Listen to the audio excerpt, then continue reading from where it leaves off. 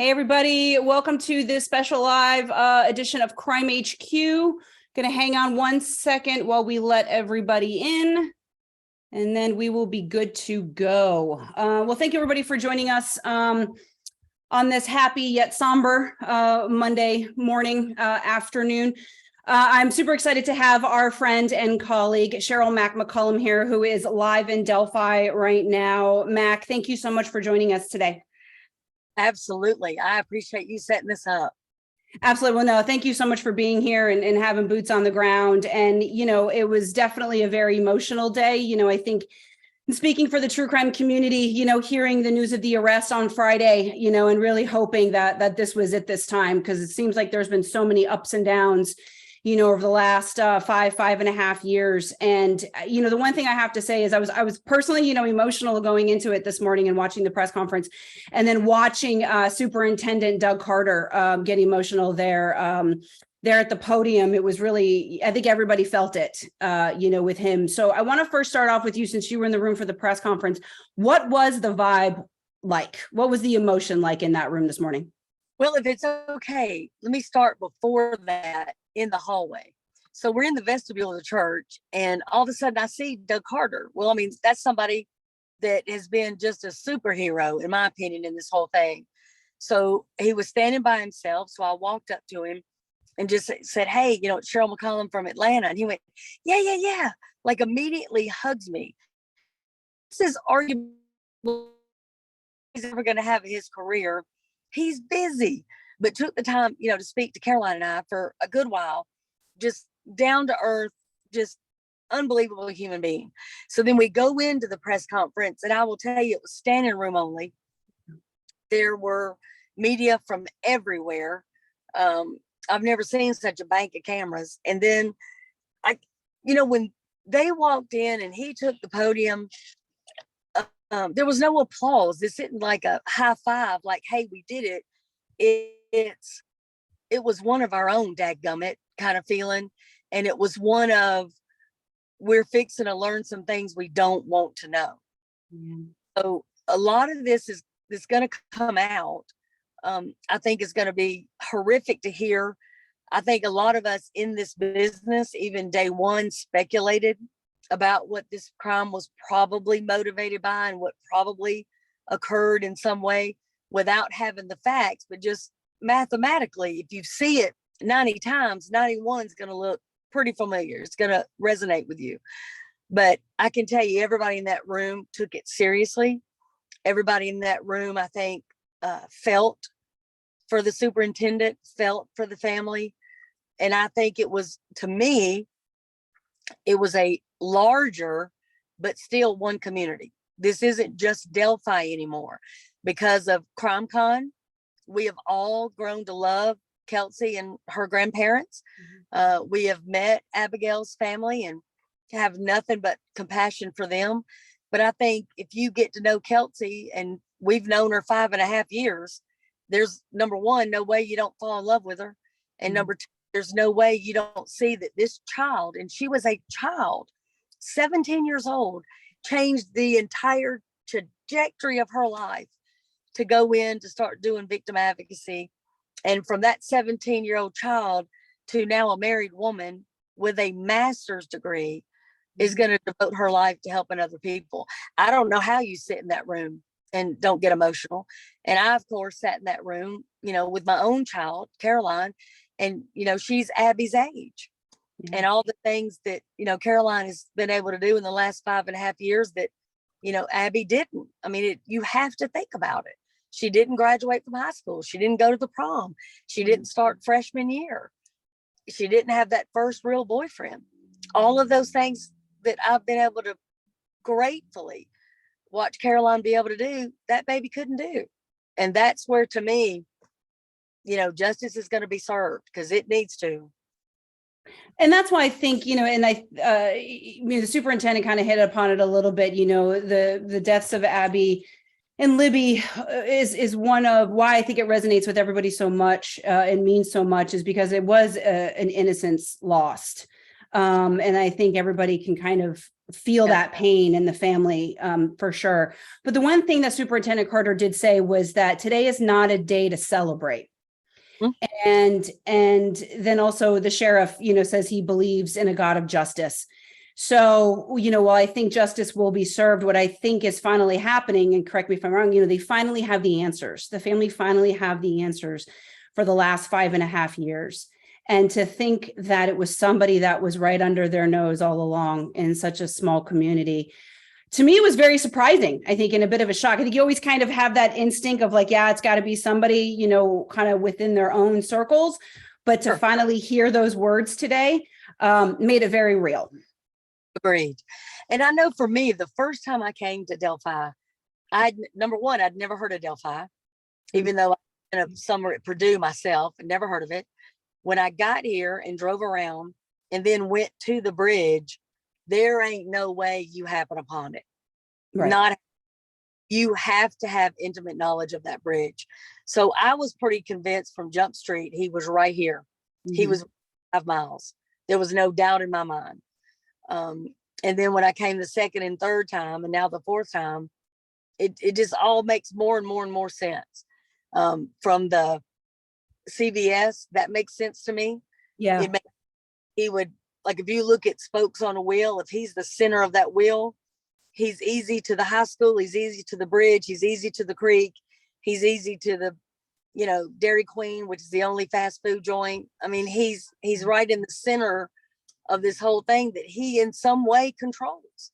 Yeah. Because you think what that cashier knows about you. They know if you're sick, they know if you're menstruating, they know if you're throwing a party, they know if it's somebody's birthday, they know if you've just gotten some new medicine, oh, it's high blood pressure, oh, it's this.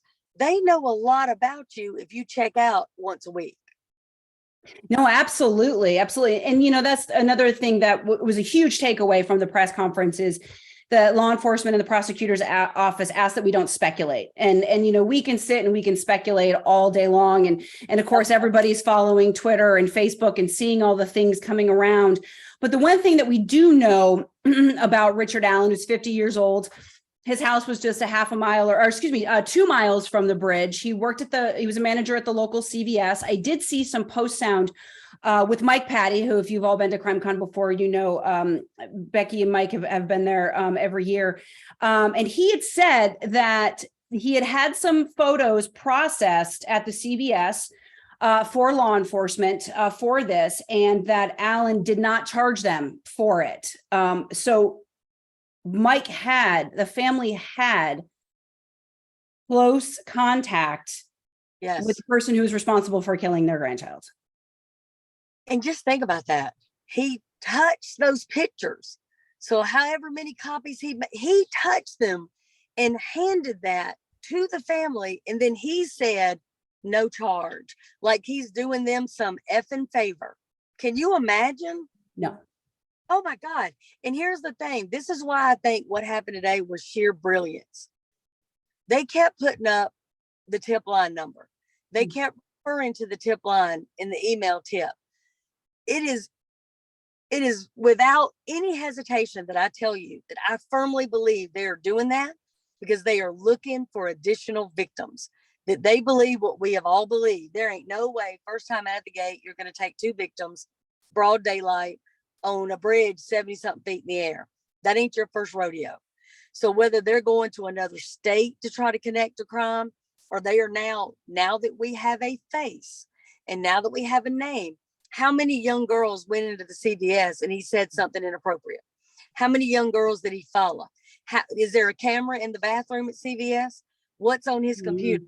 Like, you need to go to work now because we know he's a sexual predator. We know it, with a violent tendency. We know that. So now you've got to go back, ask people to come forward. What do you know? What did he say?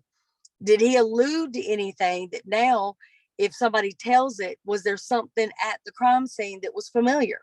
Yeah. And in that, the fire pit. Oh my God. The fire pit, to me, Kelly, my Lord, the fact that the police are going to come to your house, then you're going to go out back and burn a bunch of crap. Then they're going to come back and arrest you. Listen to me. He knew they were coming back. He knew what they were going to find.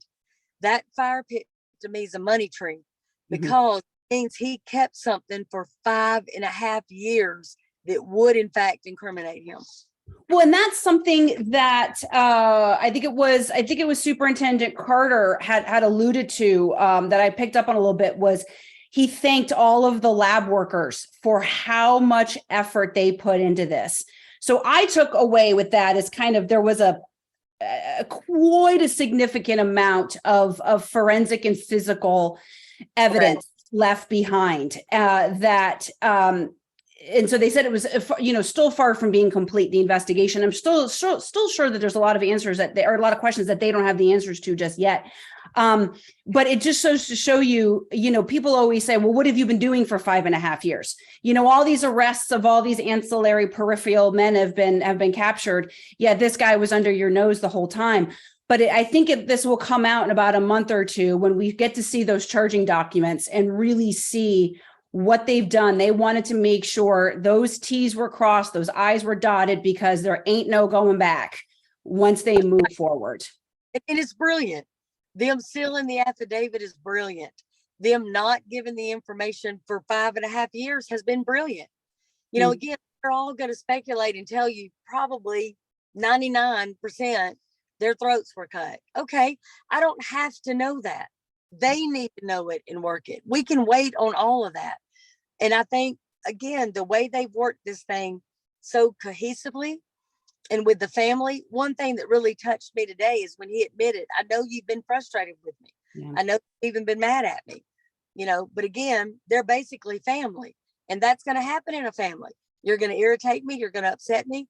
But at the end of the day, I love you and I'm going to do everything I can for you. And that's all I saw today with every single person wearing a uniform, every one of them.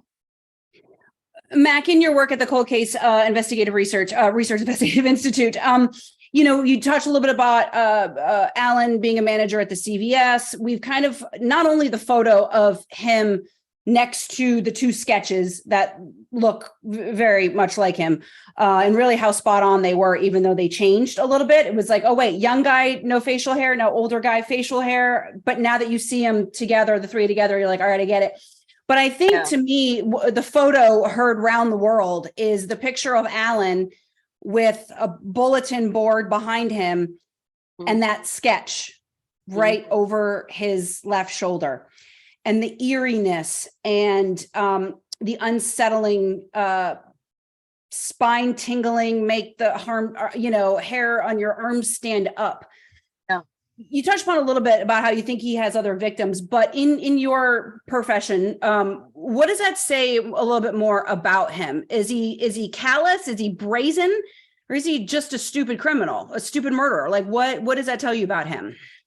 That he's a twisted MFer. That's what it tells me. The fact that his daughter is going to take a senior picture, it looks like, sitting on that bridge. And his daughter looks like German. He's twisted. He's sick. Again, Delphi is not a big place. The first time I came, every single restaurant, bar, fire department, city hall, hardware store, the CVS, by the way, everybody had that sketch up. He hasn't walked in a place that he didn't walk past himself. Neither has his wife. Neither has his children. So again, I find it difficult to believe that the wife didn't recognize that gait, those clothes, and that voice. Yeah. I find that really hard to believe. Yeah, absolutely. Have you had a chance to spend a little bit of time with Kelsey while you were there? And yes, the Patty family? Yeah. Yes, Caroline and I got to spend some time with Kelsey and her grandparents already this morning, and then we're going to have dinner with them and all tonight, and just kind of decompress and just be together and have some fun. Maybe a margarita will happen. But I'll tell you, again, y'all, sometimes she is so solid in her advocacy for her sister, you forget how young she really is. Yeah. No, absolutely. Somebody 22, 23, I mean, she's a young person that has done, I mean, I can't even tell you how much for her sister. All the podcasts and all the interviews and all the newspaper and TV and things like today. I mean, she has got up and gone to work for her sister every single day. And I think it's extraordinary. I really do. Do you think more accomplices, shall we say, are going to come out of this? Or I don't want you to speculate, but just the fact that Prosecutor McCollum was so adamant about saying, we've not closed the door on this investigation. He made that extremely clear. Would you be surprised, I guess, would be the question. I don't think I'll be surprised because, again, I think mathematically, what are the chances that Klein is Snapchatting her the very day she goes missing, and then Bridge guy shows up and kills her, and there's not a connection? First of all, that makes Bridge guy the luckiest SOB I've ever heard of. Mm-hmm. So I just think, again, I mean, sometimes my work comes down to math. What is the probability? That's pretty astronomical to me. So if they can connect Klein, great. If they can connect somebody else that helped him cover up, get away with, whatever, that's great. If he acted alone, I still believe it's sexually motivated, and I still believe it's serial, and I still believe there's other victims out there. Maybe not people that he's murdered, but there's no way he has not harassed or harmed other people. I don't believe that. I mean, you're talking about something 50 years old. So he has conservatively, from 18 to 50, been a sexual person walking around. And I think that leaves a lot of room for a lot of victims. This did not happen 5.5 years ago. I see some of your questions, everybody, popping up, and we were kind of getting to them, kind of already covered a lot of these. And a lot of these we can't answer because, like the tip that led to Richard Allen, we don't know, nobody knows, or they haven't released it yet. Potential other, suspects in it. Yes, we just talked about that. His prior criminal history, to my knowledge, has not come out yet on Richard Allen. The one thing I did see was on one of some of the jail intake is that he went by an alias of Craig. It looks like Craig Ross Renfro. Have you guys heard anything around town about anything prior? I have not. The one thing I heard was something about driving without a seatbelt and maybe speeding, but nothing. He was not on anybody's radar, so to speak. But again, I think they're going to do some good work. And I think what they're going to do now is they're going to go back and check the search list. They're going to go back and check who visited the, funeral home and all that sort of stuff. They're going to look for those names and just see how did he, ingratiate himself with what was going on. Something that Mike said after the press conference was, today it's kind of bittersweet. There's another job and another hill to climb, but that they're up for the challenge and we're not going to stop. So just because there's been an arrest doesn't mean that this is over. There is still so much more that this family has to endure. Not only have they had to go through the last 5.5 years without answers, now they have an answer, but now there is a whole nother chapter that they have to go through. And Mac, are they ready for it? Oh, girl, let me tell you two things. One, we were standing like up front, and when we turned around, Caroline and I both, the Indiana State Police walked in almost like a parade, 2 by 2. Mm. When I tell you that was one of the bossest things I've ever seen in my life. They're ready. They're ready to get up and go to work, because people in my business, when the arrest happens, is a lot of times when the hardest work begins. This investigation is not over. In a lot of ways, it has absolutely just started. The fact that, again, that we have a name and a face, now we can go get all these other things. We can interview the people at CVS where we didn't have them before. We can interview people from his high school. We can interview people from his first job, his family. Maybe there's an ex-sister-in-law or an ex-brother-in-law somewhere that'll tell us some stuff. You never know. The wife has a privilege. Nobody else does, including the children. What do you think?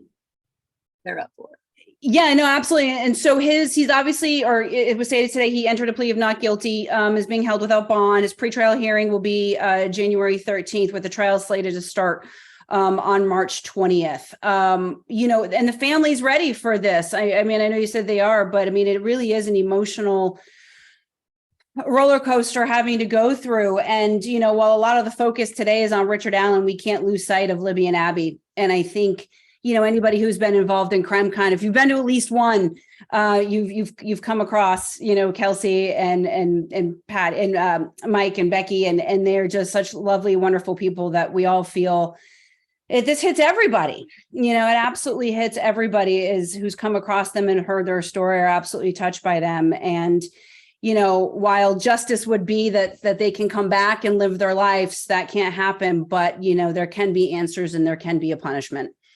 And it looks like that day is going to be sooner than we thought, which is great. Well, we've been, and I'll tell you, Becky hugged me today and she said it's just another waiting game, but it's a better waiting game, and she's right. How's the community been feeling? You guys went out to dinner last night and everything like that. Because it is such a small community, what's been everybody's reactions? Was everybody, anxiety with anticipation last night? Everybody's rallying around the families, of course. Everybody is rallying around. Like, even the person that we got the Airbnb from, they're like, we're going to turn every single light on the house for you. We've got the heat turned up because we know you're from the South. Anything you need, anytime. The state police were asking us, do you need anything while you're here? Can we do anything for you?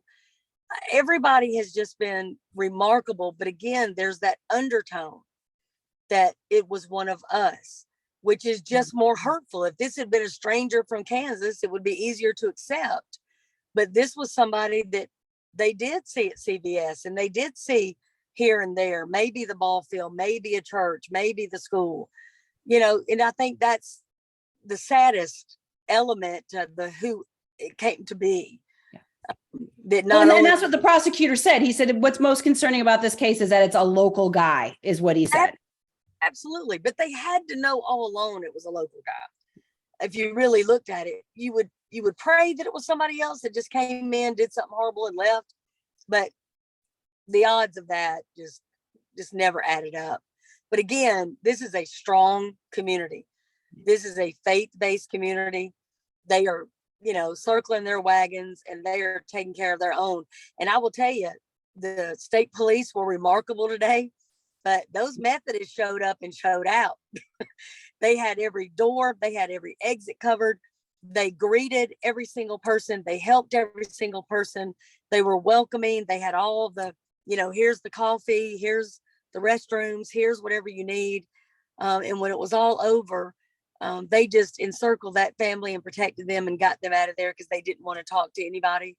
And again, I mean, you're talking about, to me, one of the hardest things that this community is going to ever have to face. And it looks to me like they've all done it together, which I was really touched by. And around the world too. I mean, that was the one thing that the superintendent said was people are watching in other countries. I mean, this case has really, really made an impact on a lot of people. And Libby and Abby have, and it's hard not to feel for them and feel a part of this, and want answers as much as the family and the community does. Well, Libby, she was absolutely a hero in this whole thing. She gave us the who. She gave us clothing, his gait. She got him on video. We know his voice because of her. And I think that alone is not only unusual, we don't ever see that, but the fact that she kept it recording in her pocket. So we know probably that the police have the murder on tape. I mean, I think we owe a whole lot to Liberty German, and I think we owe a lot to Kelsey. Kelsey, that very night on that bridge, started calling the phone to see if she could hear it ring. She's that identified the shoes. She's the one that said they wouldn't both be heard at the exact same time. And she's the one that keeps championing, don't call off the search ever, so going to be able to go forward. And I think, and has already helped a lot of law enforcement. Do you think there's going to be right now, he's sitting at 2 charges of murder. Do you think there's going to be other charges that come out as the investigation continues between now and the pretrial hearing in January? Yeah, I think there's some stuff on his computer they can probably charge him with. I think there's some other things like, destruction of evidence and things like that, certainly. And I think, again, when the prosecutor said how methodical they're being, they're going to make sure this thing is perfect because they also know the world is watching. This isn't a case that people aren't going to demand freedom of information and they're going to pull everything they can and they're going to analyze it and go over everything with a fine tooth comb. They are. And so they want this to be perfect because they got one shot, honey. And Mac, another thing that the superintendent said was a lot of people involved in this passed up promotions, put off retirement. In your expertise and in many cases that you've worked in the past, it's hard not to get close to it, right? You can't just check it at the door when you leave. So tell me what that's like getting so close to a case. This one in particular, as you've been working it also for a very long time, but just in general of what all those people working on those cases have gone through the last 5.5 years. When he was talking, the first thing that came to my mind is the person that said, I can't leave yet. I'm able to retire. I can take my pension, get out of here and sit. There's no way he could do that. There's no way. And if you get promoted to a sergeant or lieutenant, then you usually have to go to a different area. There's no way they're leaving homicide. They're not leave this case because this is their albatross. This is the thing that's going to hang around their neck. They got to finish it. They got to see it through. So, you think about like a football player when he starts as a freshman and that coach talks to them about team building. We're going to build this team up. And by maybe the time you're, a senior, you can go to the championship. So for us, in a real sense, this is the case. You do want to high five today. You do want to, spike the football. We did it. But again, the real work has just begun. And that for the family, this is just going to be another source of sadness and the reality of what happened, because thinking maybe they were hurt in a certain way or knowing for sure, like one of them had to be killed first. Yeah. We're going to find that out. The other one had to watch it. We're going to find that out. That is horrific. That is gut wrenching, but it's coming. But I'm one of those people when people say, well, you can't inflame a jury. Why the hell not? Yeah. That's their job. You've got to inflame people. People need to be just as mad as this family. That's where the real justice can come, because otherwise you won't know how to sentence this person. You need to know every single thing, the way that it occurred. You need to be able to see the pictures. That's just my opinion. So to me, once it comes out, it needs to come out, every bit of it. Well, and I think a whole nation is, and everybody is behind Libby and Abby and their families. And Mac, we cannot thank you enough for being here with us today. Thank you very much. I know it's been a nutty few hours of the day. And as you see Kelsey and the rest of the families tonight, please send a heartfelt hugs and best wishes from all of us here at CrimeCon, crimeHQ, and the true crime community. And we're right there with them. Listen, she knows that. We've already talked about you and Nancy Grace and Elise and Kevin. She already knows, but I will do it again tonight for sure. But just know, come, Orlando, that's going to be a packed room, baby. Absolutely. And absolutely. They are always have a stage, not only at CrimeCon, but in our hearts for sure. So, well, today was the first of an official answer, in Abby and Libby's death. And, as the months go on, we hope to get more. So until then, Mac, thank you very much and safe travels. Thank you. Thanks for putting this together, honey. Absolutely. Thank you, everybody, for joining us. We really appreciate it. Enjoy the rest of your Monday, and we'll see you all soon. Bye.